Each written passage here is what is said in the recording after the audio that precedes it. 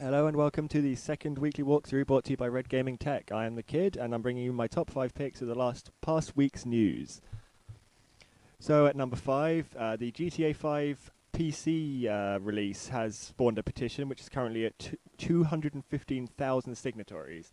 Rockstar have yet to release any information as to whether there's going to be a PC release of the game. This is similar to what happened with GTA 4 and a lot of the previous GTAs. They haven't had PC releases at the time of the console release, and the PC releases always come some months later, sometimes years later. So there's a lot of people currently petitioning for GTA 5 to have or to get some information on whether GTA 5 will be coming to the PC and when. So obviously there's a lot of interest in that. We got nearly 250,000 people currently petitioning for Rockstar to give some information on when that game is going to be available on PC. I personally am keen to get some information on when that's going to be coming out, as I tend to play GTA games on the PC. I have pre-ordered GTA 5 for Xbox 360, as obviously I want to play it when it comes out. But when the PC version does arrive, I will be buying that to mess around with mods. And I don't know, I just find those games easier to play on a PC. Like I'm currently playing, on a side note, I'm currently playing through GTA San Andreas on PC at the moment. I swear that game is considerably easier to play on a PC. Just the control scheme is a lot better. I'm just not into the whole like gamepad thing. They just don't agree with my hands. Maybe it's because I'm a pianist. I don't know.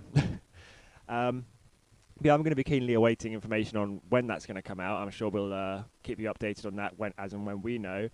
But as far as Rockstar go, so far they haven't released any information and have stated that they don't have anything to say as of yet on as and when there will be a PC version of the game. So at number 4 this week, Take-Two have renewed their trademarks on the Agent IP. For those unfamiliar, Agent is continuing with the Rockstar theme. Agent is a game that was announced by Rockstar back some years ago, maybe nearly 6 years ago now, in around 2007, as a new IP. At the time, it was announced as for PlayStation 3. Since that point, they haven't really said much on the topic. Agent is a Cold War espionage game, kind of an open. It's in the same vein as GTA and Red Dead Redemption, kind of an open world type thing, kind of in Rockstar's kind of trademark style.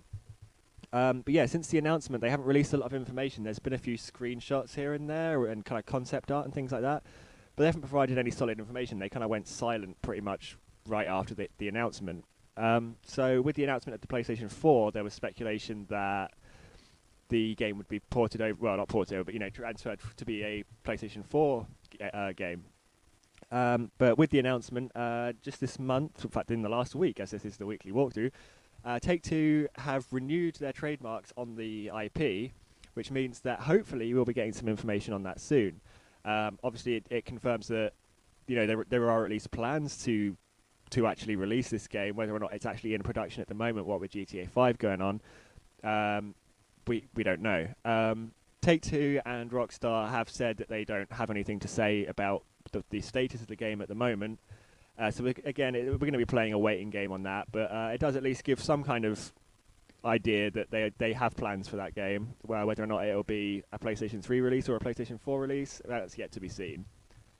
Coming in at number 3, Saints Row 4 has been resubmitted for classification in Australia. The game was actually refused a certificate at its first submission a few months back. Mainly it wasn't really a matter of the violence in the game per se. It was more the kind of drug references, and for people familiar with Saints Row 4, it doesn't really come as much as a surprise that it was quite controversial in Australia. It was only a year to 2 years ago that Australia introduced a mature rating for games, which allowed a lot of games that had previously been banned, in quotes, to see a release in Australia. And then within the last month or so, there's been a kind of a whole run of games that have been refused classification, Saints Row 4 being one of them. They have made some adjustments to the Australian release of the game. As for what's been taken out, it's nobody's really sure at the moment. I'm presuming they're going to remove some of the more kind of drug-related stuff, maybe tone down the violence a bit, and it has been resubmitted for classification. For whether it's been granted a mature rating, we don't know yet. So it does kind of show that they are willing to make some, rather than just allow the game to go unreleased in Australia, they are willing to kind of tailor it to the rules that are in place in Australia for video games. So we'll be waiting to see what the result of that resubmission is, and we will bring you the result as soon as we find out. I'm hoping it gets released there. It most likely will get a mature rating. It's going to have a mature rating everywhere else. But it would be kind of a shame if Australians weren't allowed to experience Saints Row 4 in any capacity. I mean, it's kind of a shame that the game has to be trimmed down to get a release there, but, it's better than nothing. And, I'm pretty sure most, people in Australia who are really into games and stuff probably have figured out a way by now to get the international versions of the game and have run them in Australia. But I'm not sure what the legality of that is. So I'm going to say I wouldn't condone that completely. So at number 2, The Last of Us, unsurprisingly, topped the US sales charts for June. Last of Us was a game that I didn't buy at release, but then after spoilers kept popping up everywhere on the internet, I just kind of thought, yeah, I'm going to have to buy this and play it. It was absolutely fantastic. I'm not going to give away any spoilers. I'm not going to say anything about the story, but it's probably in the running for my game of the year. That's a contentious point. It's kind of tying with BioShock Infinite at the moment, but that's just a personal thing. So yeah, it did top the US sales charts for the month of June. As for what the actual sales figures were, I didn't find that information because I'm a little bit lazy. Yeah, I'm kind of unsurprised that it did top the charts. I mean, it's the amount of hype and kind of, community, I don't even know what word I'm looking for here. But the amount of hype around that game was massive. Everyone was talking about it. People were in my local game store, one of the staff traded in, I think he said 50 360 games just to buy a PS3 in that one game. And according to him, it was worth it. As to whether it was that good, yeah, it was pretty damn good, but I'm not sure I'd want to trade that much for it. But, to each their own. So yeah, if you haven't played that yet, I'd highly recommend if you have a PS3, try and get hold of it. Maybe if your friend's got it, borrow off them, or go and buy it. It's still on sale. I believe it's probably still full price. But if you can get your hands on it and play through that, that's definitely worth doing. And at number 1, my top pick of the last week's news, Wasteland 2 has been delayed. The beta will be starting in October. So Wasteland was a game in released in 1988. You can still get it now and play it on DOSBox and things like that, or there's conversions of it to run on newer machines. At the time, it was a pretty revolutionary game. It's kind of considered the forerunners to the Fallout series. It is very, very similar in its mechanics to Fallout. Obviously, graphically, being 1988, it's very, very, very basic in terms of its graphics. And it's it's a little bit buggy and clunky and stuff, but games back then were. So it gained kind of a cult following over the years. It's kind of a precursor to the Fallout series.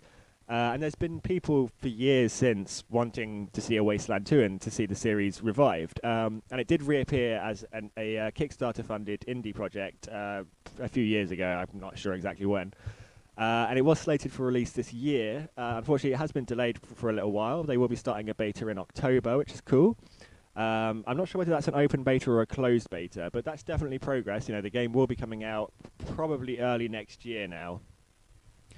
So as for what style of game it is, I'm guessing they've probably taken some inspiration from the newer Fallout games. I mean, the original Wasteland was very similar to the early kind of isometric Fallout games, Fallout 1 and 2, and was it Fallout Tactics? I forget what that one was called.